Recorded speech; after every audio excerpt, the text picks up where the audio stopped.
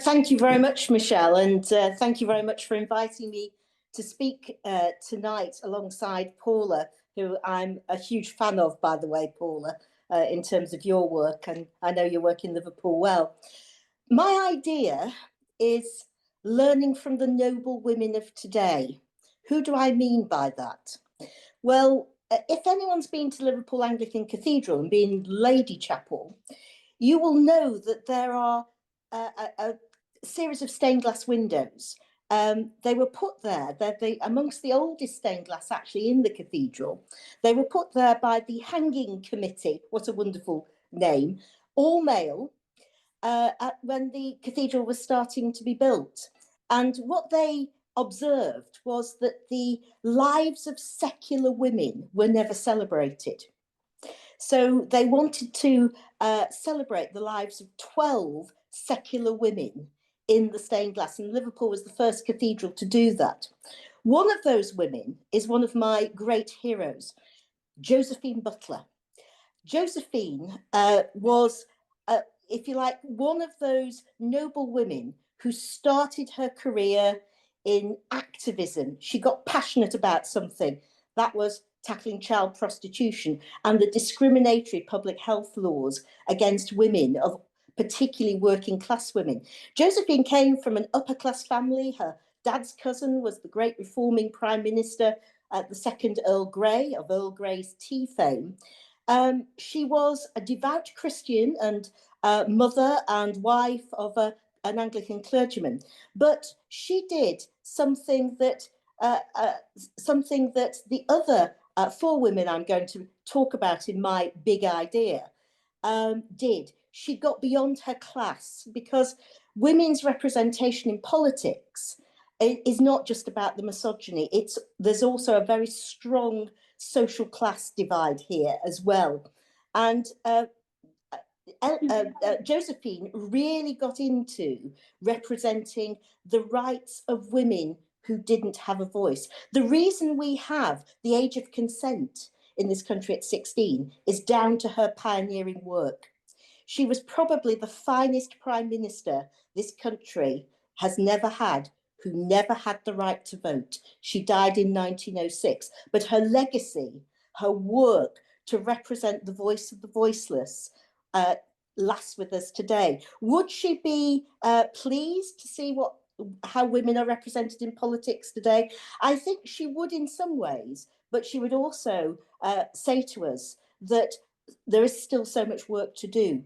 After all, the work she pioneered on child prostitution, we've seen that played out in the modern era, in Rotherham, in Rochdale, about the way young women, particularly from a working class background, and girls are simply not believed when they are abused. She fought so hard for that. And she would say to us that sisterly solidarity with women of all classes was so important. My second noble woman of yesteryear was Sylvia Pankhurst. Sylvia was the most famous old pupil of my old school, Manchester High School for Girls, which was founded on the principle of the advancement of women's education. Sylvia too fought for women of all classes. There is this sisterly solidarity going across the class divide. She fell out with Emmeline and Christabel over that class divide, because they were much more about drawing the ladder up for women of a certain class. And that is perhaps a lesson we need to think about. We often see women who achieve positions of power and then do not actually support other women into those. They don't mentor or peer mentor women. They actually support the existing power structures. And Sylvia didn't. She fought so hard for us. She reminds us that our rights as women are so hard fought for, and they could be so easily lost. And if you read her letters to Emmeline from about her force feeding in prison and the psychological and physical trauma of that, we are reminded that those rights also involved women being physically abused, being subject to verbal abuse, to vilification, to imprisonment. But Sylvia's legacy for us, the rights of every woman, whatever her social class, to have a vote, is with us today. We forget about that at our peril. My third noble woman of yesteryear is actually somebody who was a friend of Sylvia and who is getting belatedly some recognition on this side of the Irish Sea, although she is a great heroine on the Irish side of the Irish Sea, and that's Con Mackiewicz, another aristocratic rebel like Josephine Butler, remembered today for her role, obviously, in the 1916 Easter Rising as a rebel leader. She was, of course, the very first woman to be elected to Parliament.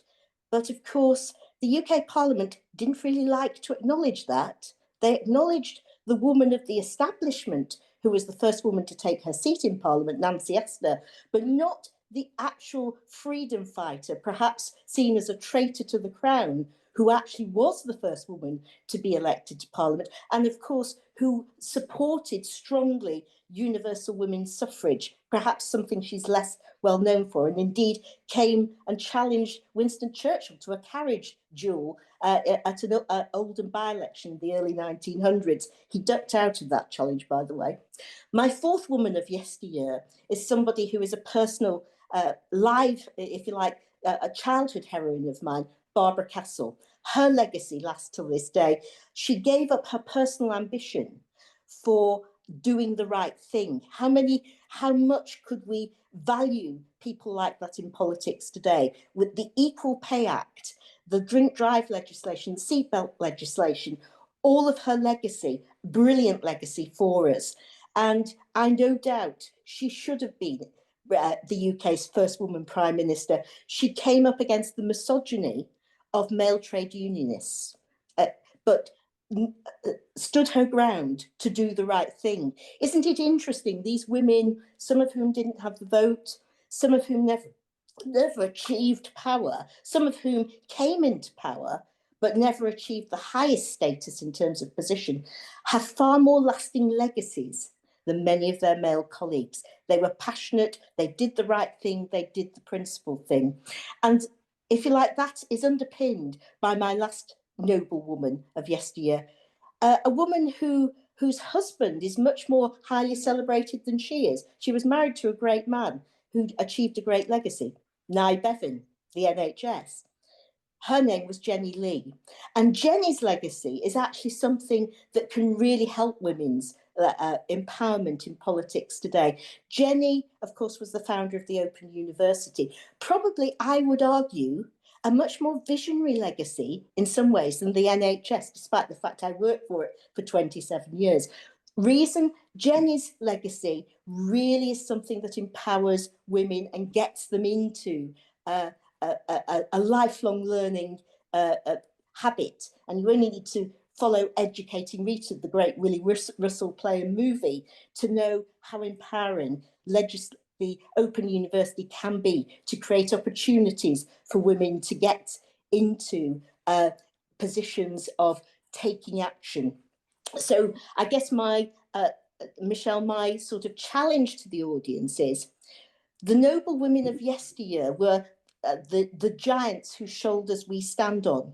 What we need to do is celebrate their history, make them widely known, and empower the women of today who represent the same values. And there are many examples in politics: Daisy Cooper, Caroline Lucas, Nicola Sturgeon, Michelle O'Neill, Ursula von der Leyen, Jacinda Ardern as well, who represent the best values, the values we should be actually standing shoulder to shoulder with. We need to do that. And we need to get that history and story out so that we nurture the noble women of tomorrow, like Greta Thunberg, like Malala Yousafzai, because they are not just the key to women's future, they are the key to the future survival of humanity. Thank you.